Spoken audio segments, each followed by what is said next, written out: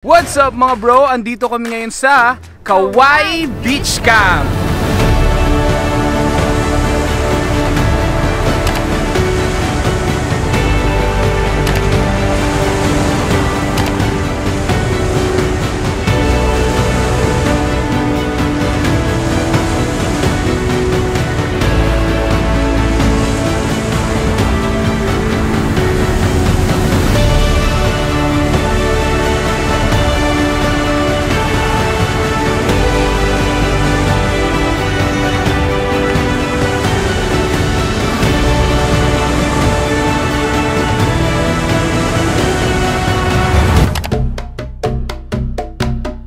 Ito siya, gumagalaw-galaw. Oh my gosh, ang creepy. Parang may bulate sa kamay ko.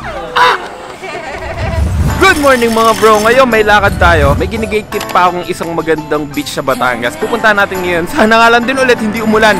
Lagi na lang ulan yung kalaban natin kasi nga tag-ulan ngayong buwan. Andito kami ngayon sa Tagaytay. Minit up namin some friends para may kasama tayo sa pagpunta doon. I-share ko na rin sa inyo kung ano meron doon at ba't ko siya ginigatekeep. Pero ngayon, open na siya. Sinabi ko na sa inyo kaya sana ma-experience nyo din yung mga gusto namin ma-experience sa lugar na to. Kaya sana magustuhan nyo din. Smile, feel of 1,000 kisses. Oh, please stay a while. Together we'll hold back the sun in this moment forever young. Oo nga pala, di pa nga pala breakfast. Breakfast muna tayo mga bro. Nasasayangan talaga ako sa Fantasy World. Kung tinuloy yan, ano na kaya ngayon, no? Feeling moves me every single day. I'm captured by your charm, enchanted by your ways. In the magic of your eyes, I've become lost in their spell. So come closer, my dear, because all is well. Oh, I hope this feeling lasts till the oceans turn to glass. Bali yung papunta naman dito, okay lang kasi hindi naman pala malubak. Kaya na-survive ng kotse natin kahit mababa. Tapos napakadaming maluluwag na daan, aspalto, pwede ka mag-banking. Ba't di ko alam to? Ba't di tayo nag-ride dito mga bro? Ganda ng daan talaga. Parang mas matindi pa sa Marilaki yun eh. So bago kami pupunta doon, bili muna kami ng mga pang-snacks namin para mamayang gabi. Gusto ko din mag-s'mores. Kaya bili tayo ng mga barbecue steak, marshmallow at kung ano-ano pa pwede natin kainin pagdating doon. Tulad nga ng sinasabi ko mga bro, gine-gatekeep ko to pero share ko na sa inyo. Secret lang to ha. Feel free to enjoy din tong place na to, lalo na kung malapit ka lang sa Batangas. Share namin sa inyo tong experience na to. Na kahit lowered yung sasakyan mo, kasi akin ang baba na no, pero walang problema sa pagpapunta dito. Yung iba kasi, malayo pupuntahan mo, tapos lubak-lubak sa daan, mapipinsala pa yung kotse mo, di ba? Ayoko din ng ganun eh. Kaya buti na lang dito, safe kahit ganun kababa yung sasakyan mo. Grabe love no, 3 oras na biyahe.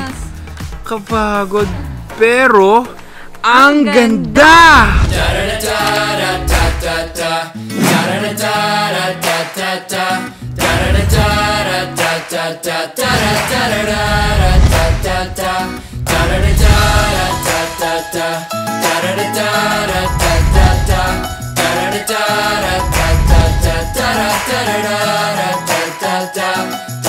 Tulips and daisies are your favorite flowers. I know it's kinda different, but I don't think that it matters. I tell you every day, you're so sweet when you talk and as pretty as a bouquet. Ang ganda ng loob. May aircon siya. Tapos ito, walang hiya talaga. So guys, nandito kami sa aming cabin. Aming tent pala. Ito yung pinaka sea Dito nga pala, solo mo tong buong beach. Ayan o, solo mo yan lahat. Medyo mabato lang siya talaga. Ayan, puro bato yan. Halos walang lupa. Pero, ang laking tulong nito para hindi, syempre, umabot yung alon ng tubig doon sa mga tent. Para nabe-break na agad yung water. Malaking breakwater siya actually. Tapos yun talaga, kung gusto mo ng privacy, kayo lang pamilya o kayo lang magtotropa, eto talaga the best. Ganda na ba? Oo, tsaka ang aesthetic niya kahit nasa tent ka, parang parang nasa hotel vibes ka na din. Malaga Ganun. din. At tsaka parang Gusto ni Jella yung mga ganito guys, mga ang aesthetic. ang layo niya sa crowd. Parang, kung gusto mo peaceful, dito ka pumunta. Magpapakanta ka na, life's better. So just like any other resort sa Batangas, pwede ka ditong mag-water activities din. Ayan. Pero yun nga lang kagandahan, solo nyo talaga yung buong beach. Big win para sa akin talaga dito kasi may data kahit nandito ka. Kasi usually sa ibang part ng Batangas, pag nasa resort ka, especially, walang signal. Pero dito, may data, full signal pa. Kaya makakapag-update ka sa mga mahal mo sa buhay kahit malayo ka, makakapag-story, post, TikTok, especially, at kahit ano pang gusto nyong gawin. Kasi konektado ka kahit nandito ka through data. At kung sa tingin nyo mainit dito, meron din naman ditong electric fan. Kung hindi ka pa satisfied, bro, may aircon din to. Kaya sobrang komportable. Ang lamig na nga ngayon dito eh. Kaya nandito ako sa loob kasi sobrang lamig. Sila nandun nag-iihaw na.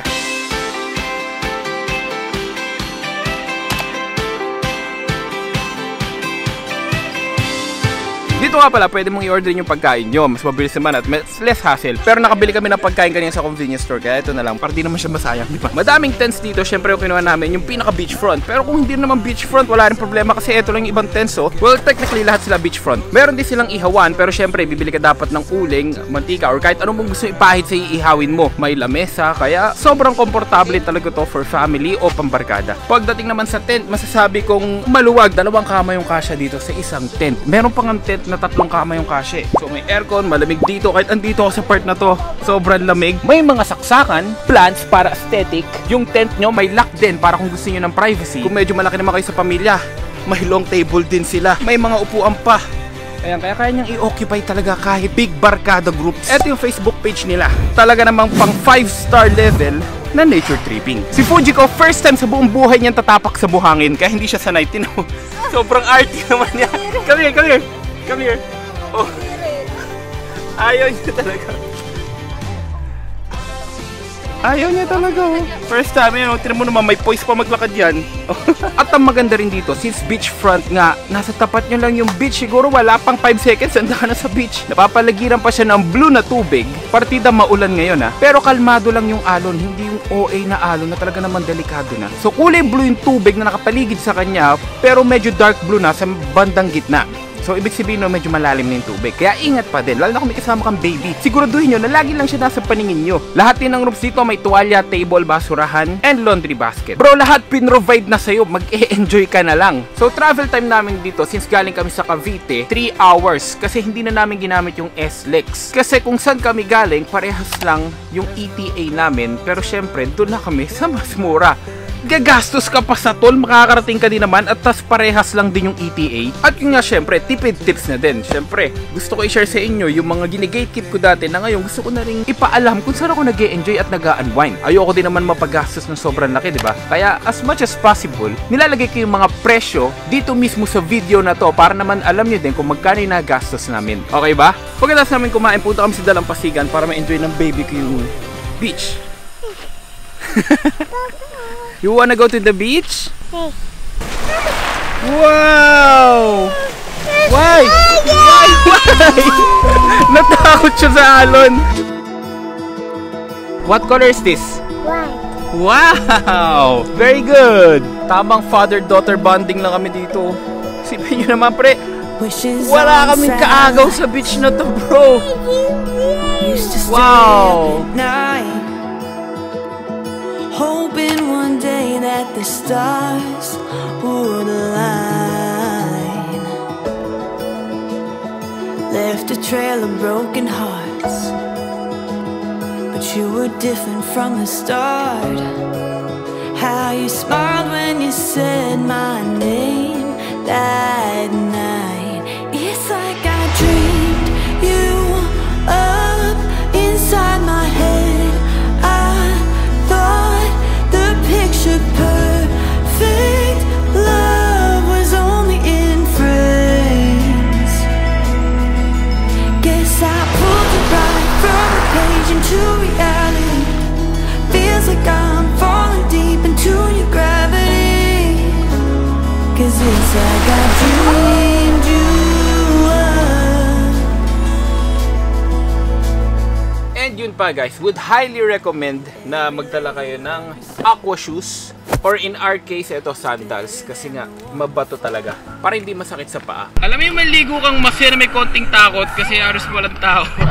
Pero grabe daw ako ng tao dito guys. Kaya lang guys, konting tip lang din for safety.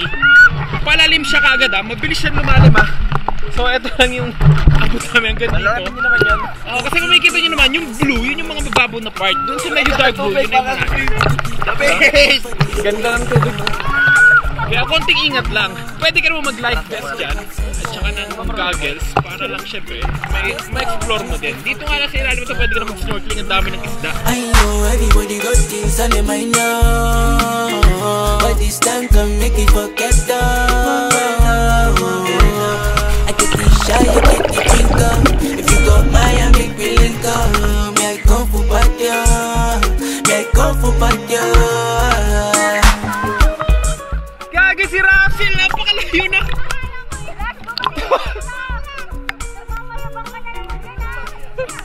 Hindi ko lang paano makakabalik yan. Jelay, sabihan mo na yung password para bumalik. Ayan na. Ayan na. You wanna swim? Swim. Like we no go that way now, say we go feel amazing, say we go feel okay, I know everybody got things on their mind now. Pagkatapos namin maligo, pahinga na kasi hindi na kami makapagbangka ngayon. Gawa nga umuulan-ulan, umaambon-ambon. Sayang kasi hindi namin napunta yung medyo gitna, yung sa snorkeling spot talaga. Pero doon naman sa ilalim meron na din mga isda kaya maganda na rin. So, mga bro, yung vlog natin ngayon medyo chill vibes lang. Enjoying the view, enjoying the moment. Pag maulan kasi pare kalmado lang yan Paborito season yan. Ako din. Favorite season ko tag-ulan. Kalmado lang, hindi yung sobrang init din. Perfect timing talaga to pang outing ko talaga pag tag-ulan. Labing-labing na vibes yan Pang labing-labing na vibes. Pang ano, tawag ng mga girls? Cuddle. Aesthetic vibes pare. Cuddle season pare. Tsaka mga aesthetic vibes yan. Aesthetic nga pa tawag nyo dyan. Mga aesthetic na yan. Mga itik. Alam nyo ba mga bro, ako yung nagdadalawang isip talaga kung bibili ako ng gantong klase ng sasakyan, yung medyo mataas. Oo, kasi pre yung kotse ko medyo mababa kaya minsan gusto natin mag-explore, mag-adventure pero sasaya din yung Civic ko no?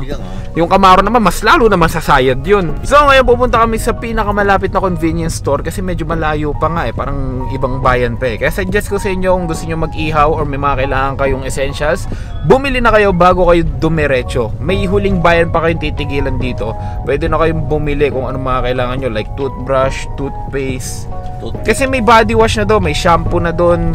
Yung mga essentials nyo na lang, syempre. So mga bro, ito yung pinakamalapit na convenience store na napuntahan namin. Medyo malayo pa kasi pag diniretso namin Kaya dito convenient talaga kasi ang dami din nilang tinda. May mga ice cream pa. So mga bro, tatry namin bumili ng iihawin namin para mamayang gabi.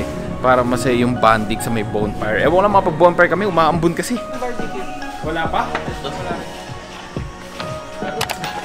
Tira, shoot ko pre Akob, shoutout sa'yo, Akob. At sa dinner naman mga bro, umorder na lang kami dito kasi balita ko sobrang sarap magluto dito ng mga cook nila. Kaya iba't ibang luto ng Pinoy ang matitikman natin ngayon pare. Dito ako excited sa sinigang na salmon. I ain't even young, black and rich. She tryna sell me lies, bitch. I ain't even gon' get mad. Napakasarap. Guys, pusit. Pinoy na Pinoy. Napakasarap. Eto nga pala mga bro, pwede ka rin tumambay dito sa treehouse. Yan, tara puntahan natin. Medyo basalan talaga ngayon kasi umaambon. Kaya hindi kami makapag-bonfire. Which is a bit sad kasi syempre nature tripping bro, kailangan yun. Pero yun nga, maambon Hopefully mamaya medyo tumila-tila. Baka, mali mo naman, diba? Sana. So, eto yung treehouse dito mga bro. Tingin ko pwede ka dito maglatag ng maliit na lamesa Walang lamok dito guys Tag-ulan ngayon pero walang lamok. So, di mo na kailangan magdala ng off lotion. When we make love, babe, wouldn't make a sound. The clock won't turn around. Napaka-husay. Napaka-bartender naman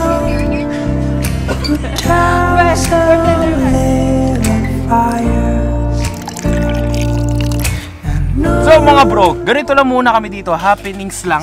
Tapos chill vibes lang kasi nga tag-ulan. Hindi kami na makapagpalipad ng drone, hindi kami makapag-bonfire, hindi kami makapag-barbecue kasi nga umuulan, sayang talaga. Try namin ni Rattle Town, don't try this at home. Wow! Oh! Ay, gagi, masusunog! Ras! Hoy, sumigaw siya kasi mahal ka niya. Ay! Done! S'mores! Oh, di ba? S'mores, di ba? Di ba? Di ba? Di ba? S'mores! Tikim. Masarap. S'mores, oh. Masarap, masarap. Diba? Inang yan. Dreaming of those eyes, best part of my life. 'Cause when we make love, babe, the world don't make a sound. The clock won't turn around. Hindi ka na makababad niya, Eloy. Saya dito. Rinig na rinig yung alon dito. Saya. Siya tumambol. Guys, ang ganda dito. Rinig na rinig mo yung alon. Talaga nakaka-relax, man. Gabi no. Para siyang white noise. Ayun no. Ewan ko kung nakaka-capture ng camera. All in all, stay naman dito bro. Sobrang ganda talaga. Yun nga lang, medyo maulan. Kaya hindi kami makapag-bonfire. Not bad ah. Alam mo kapag nakakamping ka tapos umaambon, ang sarap din sa pakiramdam. White noise yung alon, tapos yung patak ng ulan. Sarap sa pakiramdam, nakaka-refresh.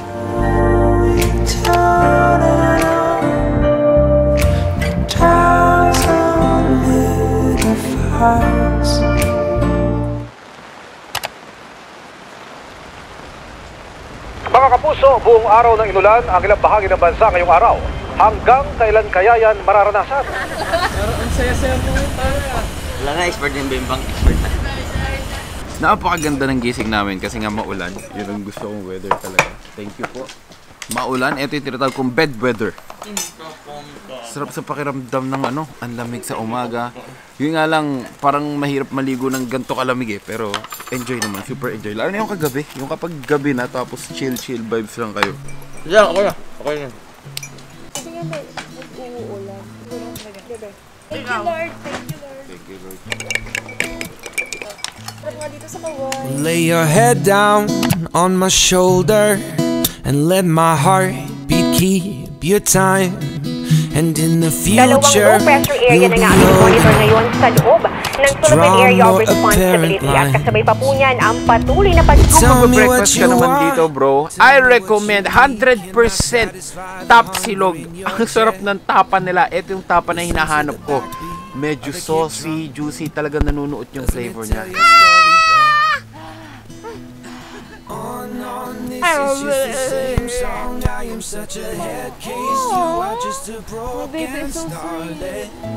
In my nuclear vision, Pag in-explore mo naman itong beach na to, makikita mo na rin yung mga buhangin dito. Pero medyo, siguro mga 10 minutes away doon sa lugar natin. Kahit na may bagyo ngayon as of now may bagyo ngayon sa Palawan yata at saka sa Mindoro. Kaya syempre damay pa din tong part ng Batangas kasi sa low pressure area kaya umuulan kanina. Oh, sa Pilipinas lang din tayo eh.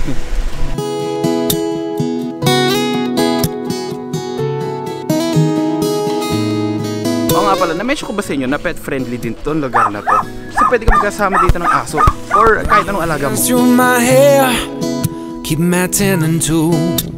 Like you're driving through the city at midnight in June, and I am with you. Hello po, maraming salamat po. The mission and Gusto mo na relaxation? Eto yun. Eto yung page nila. Kung gusto nyong itry to, promise, worth the buck. Ang sarap ng pagkain. Tapos may malapit pa ditong lighthouse, yung Malabrigo Lighthouse. Historical siya, guys. can't mend it. On, this is just the same song. I am such a head. After namin sa Kawai, nagpunta kami dito sa tabi nito na yung lighthouse na. Kasi syempre andito ko na, wala pang 1 minute siguro to, mapupuntahan nyo na din. Kaya para din masulit nyo yung pagpunta nyo, syempre, tingnan na rin natin to, di ba?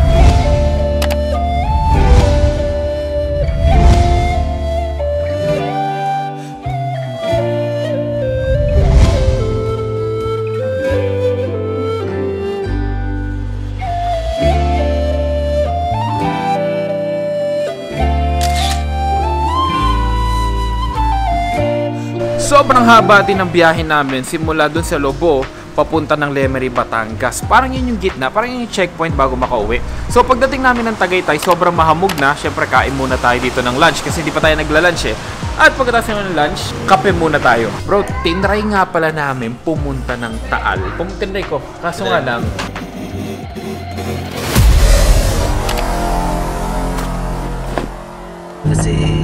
I got what you need already. Listen, cause I'm you're all I can think. You know together we're going.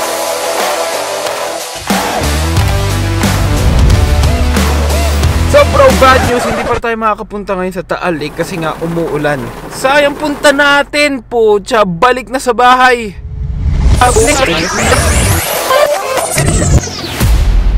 Umulan, hindi ako mapag-drone. Pwede pumunta. Pumasok, bawal na bawal talaga. Yun ang hindi ko alam kung pwede. Kasi alam ko ngayon may under surveillance.